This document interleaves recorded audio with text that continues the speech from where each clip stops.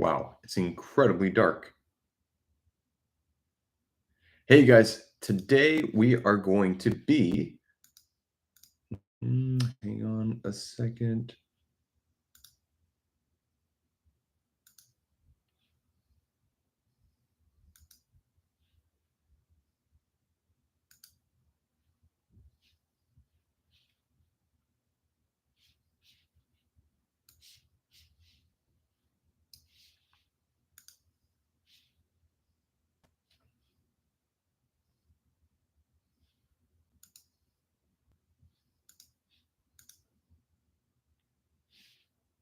Okay. Hey guys. So today we're going to be talking about the RFP process. So what does this mean? So if you're on a creative team, a creative agency, every time you get client work, they are going through this process. I would say 95% um, of new clients will go through this process. If possibly you have partnerships or accounts that an account manager has and brings that into an agency, they might bypass this entirely or have this more casually as they might be friends or have a history with people that they're about to engage with. But the RFP process, to be exact, stands for request for proposal. And what this means is that the request for proposal is created by the client that is looking for a specific job to be done. So they reach out to multiple agencies most of the time. They send out this document, and it's a summary of what they're looking for, the problem that they are having, and that's why they're coming to an agency to fix this said problem. And there might be a rough estimate of budget allocated already to the project. And the request for proposal is saying, hey, John Smith, we'll just say, for example, we at Acme Incorporated have an issue. We're not getting um, enough active users within our product. Help us fix this. That request for proposal goes out to multiple agencies, and you, as John Appleseed, receive this request for proposal, and then we're going to go in depth for what happens next. But we see here for step one, for client requests for information, the RFI mostly is going to be assessed nowadays on a an agency's website, their social media, their LinkedIn. There are multiple ways that a company can initially go out and research which agencies they want to work with. The request for information should already partially be answered by the materials that an agency already has out there to market themselves. The request for information is a very general document where they're just getting information about several agencies, what they specialize in, what their services are, how long they've been in business, and basically publish case studies. So they get an understanding for their process and the impact that they've delivered to their previous clients. But the most important one, the document that happens frequently and is mandatory, really much across the agency work industry, is the request for proposal. So a company is going to send this out to multiple agencies, and now the agencies have the opportunity to respond back to the company and say, here's how we would assess your problem, how we would initially fix this, and it would be packaged all together with the services that the agency provides, the design leader, the creative leadership that they would have on their team to kind of help consult with them to getting to that solution, and also a relevant case study that would directly be to correspond to the problem that they have. So that way, the company is now understanding that, hey, this agency has worked on this same problem before. Here are the results. They've actually improved the impact by quite a lot, and they already have experience with it. And then, of course, we get into the price of the project.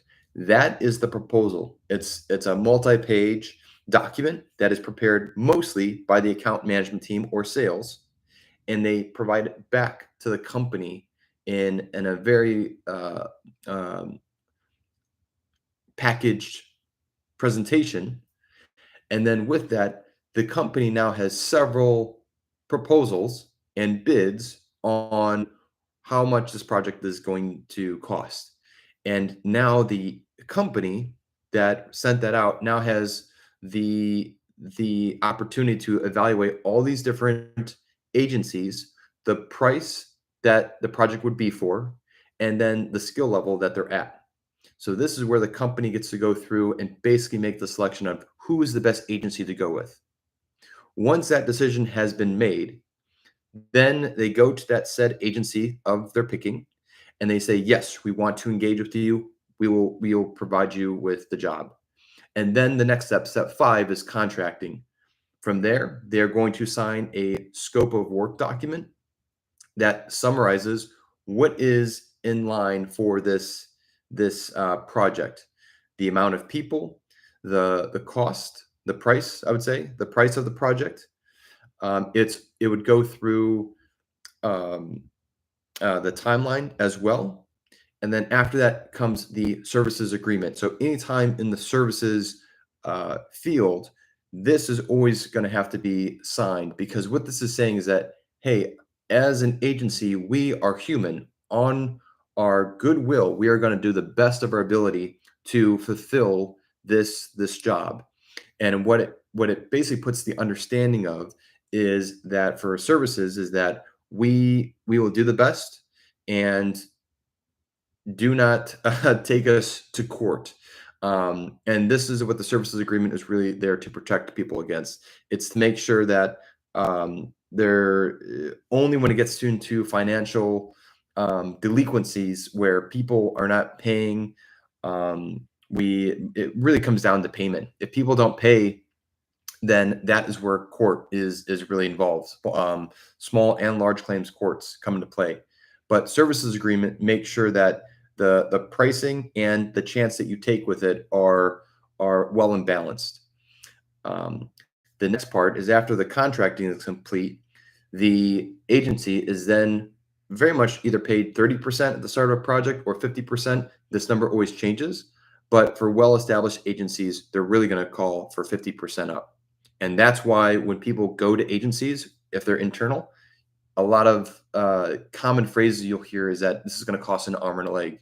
This is going to cost a whole bunch of money because agencies, how they stay in business is not to say that they overcharge, but because when you're going to an agency, it's a very serious and a very financial decision that you have to make. But ultimately, the company is making this decision to get them out of to get them um, out of a predicament. It's either to propel them forward from their competition, and this is where agencies really help. That helps them get out of a company's mindset and making sure that their eyes are really looking at what the market is needing and making sure like they're providing an answer to their predicament. So after the agency is paid for the initial work that has been planned, the project starts. So the team is assembled, estimates are put in place, timelines and milestones are set in that roadmap, and we now have loose reviews with the clients that are established, making sure it's down to the project being complete and the project then closing out. That is the RFP process. And usually for agencies at the end of a project, this is where they will um, recommend saying that if I've done a website for you or a product, we can also do the marketing. So this is a great way to sort of keep them on a retainer where on a monthly basis, not only have you created a product for them, but if the agency is capable, they will go ahead and help you market the product by advertising on social media, on putting advertisement and making sure that your application is showcased on the App Store or Google Play Store. So these are all different opportunities where not only is something created, but it now needs to be seen by the market that you are targeting. And this is how agencies upsell, but again, are providing value to the end company to where they're thinking about the solution holistically, not just from a single point of view. They're always agency if they're a if they're a good partner, they're always going to say, here's another option. It will cost more, but here's how it can contribute to your welfare. And again, the company's in full control to say yes or no. But an agency's job is to make sure that the company is thinking about these situations and that they're able to make a decision in the best in their best favor. So opportunities. So if you're a designer working in an agency, how can you get into this process? Again, this process is going to be reserved for either creative directors, account managers, company directors, CEOs, and that is where this is going to come into play, especially for larger accounts. So as a designer, you're pretty much going to be left out. And the thing to kind of keep in mind is that if you come from a design centric agency, one of the opportunities that you can go up and basically talk to your CEO to say, "Hey, we have this big account for Nike, we have this big account for Tesla. Here's what I'm proposing. I'm proposing that in our proposal, let's fully design this out. You guys give me the information, and let's make this professional and really refined. This way, you're already starting to assemble these pages, knowing that you have full good typography skills. And then when you hand that over to your team, everything should already be assessed and agreed upon and correct for what they're providing back. But there's an added level of refinement in how you as an agency in responding to the RFP are putting your best foot forward. Even if you have the most expensive price, it's really going to show when the company looks at the other RFPs, the other proposals, and yours is going to stand out without even reading information, just from a visual standpoint. So these are some of the opportunities that you can get into the sales cycle, and this is going to help get you into and elevate your standing from not just a designer, but really thinking about creative. And the most important part about creative is that people who are serious about creative projects know that it's going to be expensive. This is where you, as a designer, are going to get form mental models in your head about, hey, if someone's asking for a website that attracts over 1 million users, this is what that would cost. If it's a global website for a well-established brand, here's how much that would generally cost. And there are other price calculators out there where you plug in the amount uh, of sales that a company has brought in a year previously, how many employees it has, other equations that factor all this in, and they give you a number. And generally, if you're getting into bidding, um, just think if you're working at a bigger agency, quadruple your price. And I'm not even kidding about that, you guys, because if you're working as a single person, a solopreneur, when we're talking about bigger organizations that have multiple or double digit people that are being employed, then the prices are just extremely expensive because they're factoring in their overhead, they're factoring in other costs that keep their agency running. And this is where the bidding process helps to make sure that they don't turn their lights off. A while ago, my boss at my second agency said, "Creative keeps the lights on." And what she meant by that was that is the proposal process and making sure that agencies price themselves well and healthy enough to make sure that people are paid and paid well, and they make sure that they have longevity in their career and in their organization. So I'm going to close this out, you guys. I hope this helped, but excited for the next video, and please respond if you have any questions. Thank you, guys. Bye.